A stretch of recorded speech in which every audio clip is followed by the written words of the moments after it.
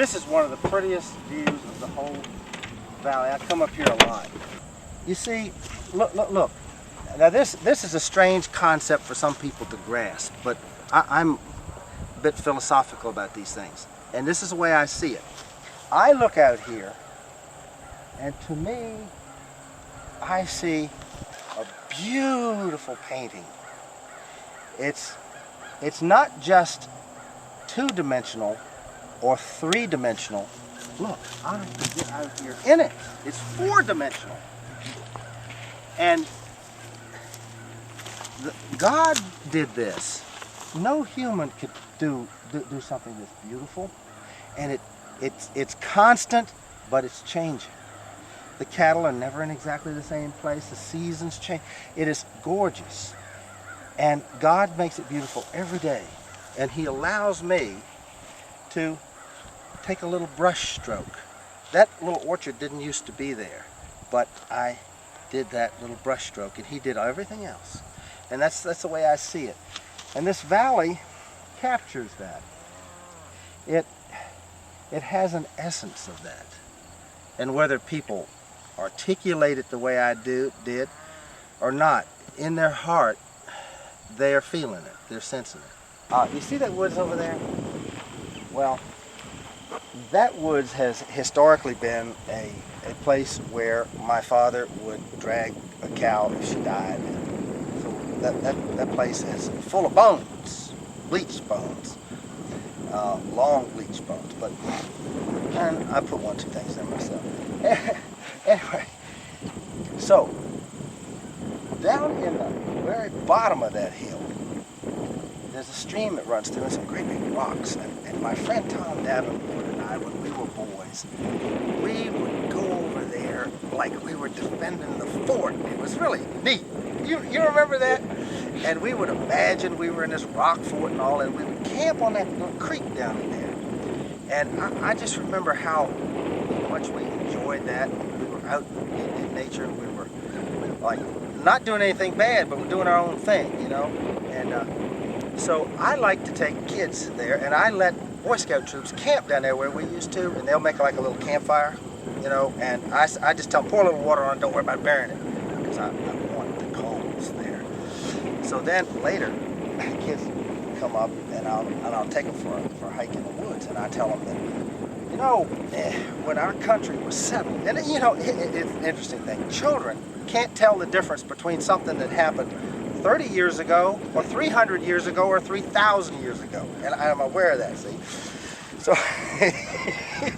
so I said, you know, when they settled our country, they moved through, and the Indians withdrew back, and I said, but there was one area back up there in those woods, in the mountain back up in there, that was bypassed, and a bunch of them still live up in there. And the furthest they come out into civilization is right here at the edge of my woods.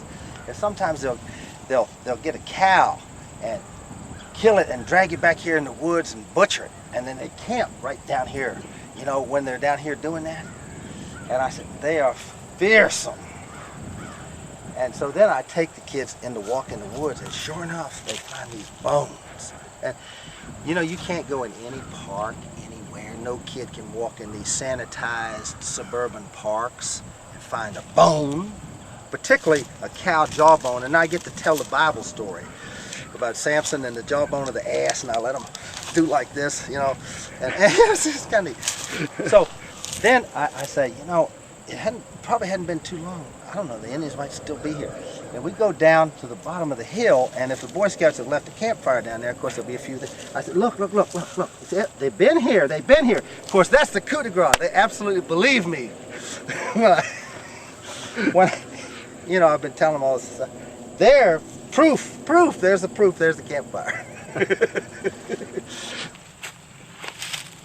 Right now, the only cattle that I have with sheep are 11 heifers that I have in the field behind my house, because I had real nice lush clover, and I needed to put the heifers. By the way, a lot of people don't even know what a heifer is, you know that. I said, just think of it, it's a virgin teenage girl in cow, okay? And then they understand. You keep them away from the bulls. And so I've got them in that field, but I've also got my female sheep in there. And they both coexist so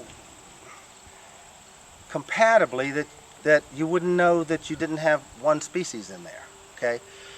But there is a way I use sheep and cattle together in some of the other fields. You put the cattle in, and what a cow will do, a cow being a female cattle, okay? What she'll do is she will go and eat the grass she likes, and she won't eat what she doesn't like. And so she leaves a bunch of stuff, particularly tall things.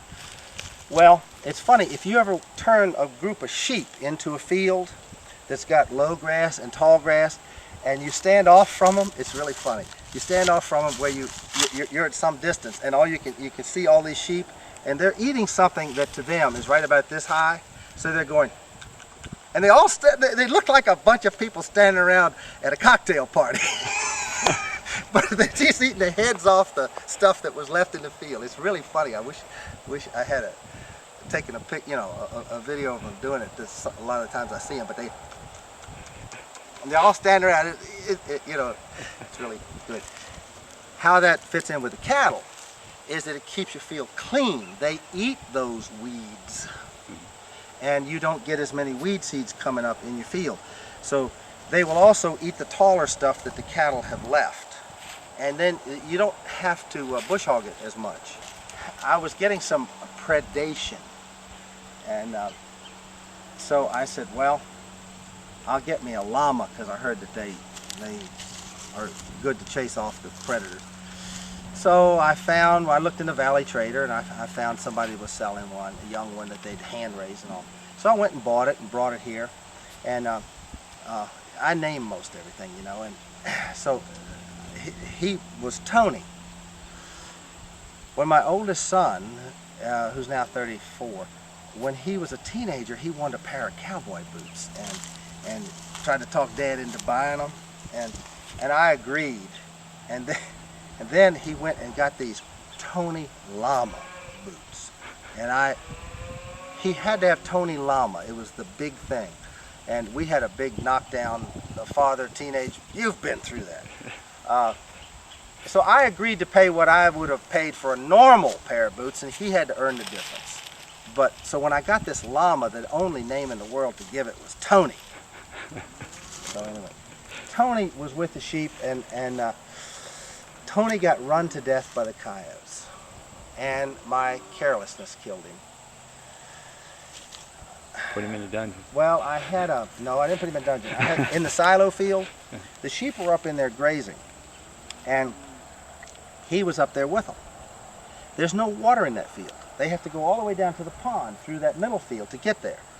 Every day the sheep came down, drank the water. At night the coyotes would run, and Tony was chasing them. But Tony wasn't getting any water because I didn't realize the gate was shut. The sheep were coming through a hole in the field. Oh. And it was partly, I have a lot of guilt about Tony's death, because I think I didn't let him get to the water. And I didn't know that Tony was doing it. It was summertime, and but anyway, he's here with us only in memory.